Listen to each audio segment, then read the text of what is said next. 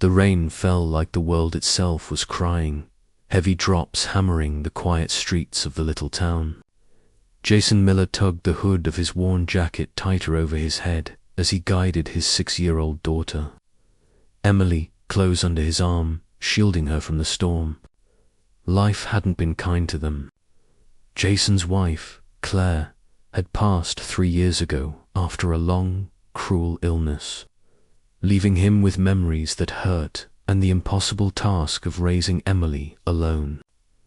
Every day was a grind, long hours at the auto shop, stretching every dollar, carrying a tiredness that settled deep into his bones. Thunder rolled overhead, shaking the air. That's when he saw her, a lone figure at the deserted bus stop, soaked through, standing as if frozen in place. She wore an army uniform, a duffel bag at her feet, her shoulders stiff, but her eyes betrayed a deep exhaustion. The buses had stopped hours ago, and still she waited. Jason slowed. Something about her stance, so alone and vulnerable, tugged at him. "Daddy," Emily whispered, tugging his sleeve. "She looks sad." Jason hesitated, then took a step toward her. "Hey, you need a ride." His voice cut through the rain.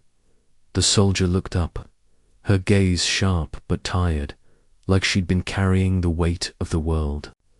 She was young, maybe late 20s. "I was supposed to catch a bus," she admitted, glancing at the empty street. "Guess I'm stuck." Jason offered a small, reassuring smile. "Nobody should be stuck out here tonight. Come on, I'll drive you where you need to go."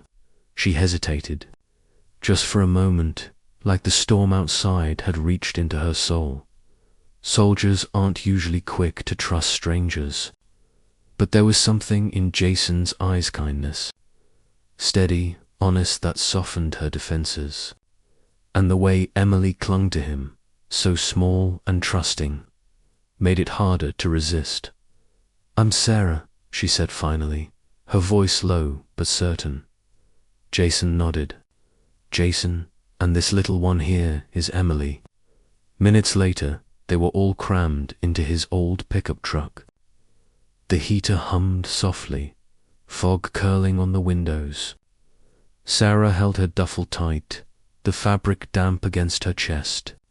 She explained that she had just returned from deployment overseas.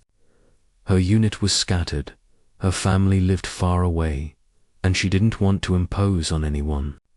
She was planning to crash at a motel until she figured out her next move. Jason frowned, his jaw tight. "You've served this country, put yourself in harm's way, and now you're going to spend the night alone in some roadside motel." "No," he said firmly. "You'll stay with us tonight. My house isn't much, but it's warm. And fair warning, Emily will talk your ear off." Emily beamed at Sarah, already deciding she liked the soldier, a grin spreading across her freckled face. That night, Sarah found herself sitting at Jason's modest kitchen table, a bowl of hot soup warming her hands. Emily babbled excitedly about her drawings, her stories spilling over like sunlight through the window. Jason listened quietly, pride hidden behind tired eyes. And for the first time in a long time, Sarah felt something she hadn't expected: peace. The following days unfolded like a gift no one had planned for. Sarah ended up staying longer than a single night. She helped Jason with Emily, taught her how to braid friendship bracelets, and even fixed the leaky faucet in the kitchen without a single complaint. In turn, Jason began opening up in ways he hadn't in years. He spoke about Claire, about the lonely struggle of raising Emily alone, about the nights he felt like he was failing. Sarah shared her own scars, memories of combat, friends she'd lost, the deafening silence she returned to at home. She admitted she wasn't sure who she was outside the uniform anymore, And that uncertainty somehow drew them closer. She wasn't sure who she was anymore outside the army. And so, to broken souls, one a grieving widower, the other a weary soldier, found an unexpected comfort in each other's company. But life never lets peace last for long. Challenges crept in like shadows. Sarah struggled with nightmares that jolted her awake, her sheets damp with sweat. One night, Emily heard her cry out and woke trembling. Jason had to kneel beside his daughter, whispering gently, "Sometimes soldiers carry battles inside them long after the war is over. It's not your fault." Jason wrestled with his own doubts. Was it too soon to let another woman into Emily's life? Was he betraying Claire's memory by feeling a spark for Sarah? He caught himself stealing glances at her as she laughed with Emily, noticing the way her eyes softened when she looked at him, and then shame would coil around his chest like a storm. Sarah battled demons of her own. Could she ever fit into a quiet little town after all she'd endured? Could she be more than just a passing guest in Jason's life, a fleeting presence that would soon be gone? One evening, after a long, greasy day at the auto shop, Jason walked in to find Emily at the table, coloring, Sarah beside her. Sarah looked up as he entered, her smile tired but genuine. For a moment, Jason felt a rush of clarity. Life had placed her here for a reason. He could feel it. Then came the knock, firm, unexpected. The rain lashed against the windows, echoing the night he had first met her. Sarah's stomach tightened. She hesitated, then opened the door. A uniformed officer stood there, holding an envelope. "Sarah Collins?" he asked. She nodded, heart hammering. The officer handed her the letter. Her hands trembled as she took it. It was redeployment orders. She was being sent back into the chaos she had barely left behind. She had been called back. The war she thought she'd left behind wasn't finished with her. The room went quiet. Jason's chest tightened, a heavy weight pressing down on him. Emily, sensing the tension, clutched Sarah's hand like it was a lifeline. Tears welled in Sarah's eyes. I just got here," she whispered, her voice breaking. "I finally started feeling like maybe I could belong somewhere again." Jason didn't know what to say. He wanted to beg her to stay, to tell her she had already changed his life and Emily's. But he also knew her oath was a promise she couldn't break. Duty called. The next days were thick with unspoken words. Jason tried to stay strong for Emily, but at night he lay awake, wrestling with fear. Feared that Sarah might not return. Fear that he had let himself hope and might end up broken again. Sarah packed her bag with trembling hands.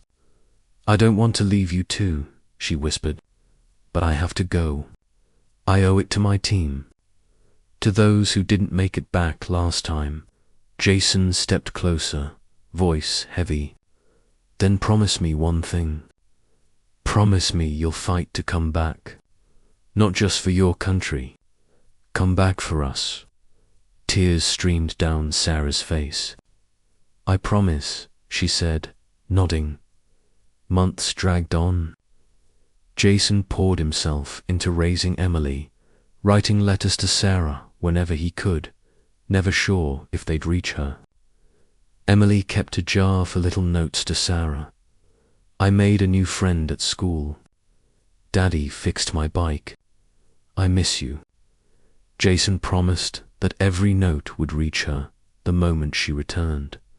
But fear lingered like a shadow. Every news report from overseas made Jason's stomach twist. Every knock at the door sent his heart racing. Yet through those long months, he discovered strength he hadn't known he possessed. He wasn't just surviving. He was waiting, believing, hoping. Then, one ordinary afternoon, Another knock came. Jason opened the door, breath caught in his chest. And there she was, Sarah, standing in the sunlight, duffel bag at her feet, eyes shining with tears, alive. Emily screamed with joy, barreling into her arms. Jason's own tears fell freely as he pulled Sarah close. For the first time in years, he didn't feel like a man who had lost everything. He felt like a man given a second chance. Sarah never left again. She retired from the army, finally allowing herself to build a life of her choosing. Together, they faced the slow, messy work of healing. Trauma didn't vanish overnight. Blending lives wasn't easy, but they faced it together. Emily grew up surrounded by strength, kindness, and a love born in the middle of a storm, and so, a story that began with a single act of kindness in the rain became a story of healing, of second chances, and of a love stronger than fear.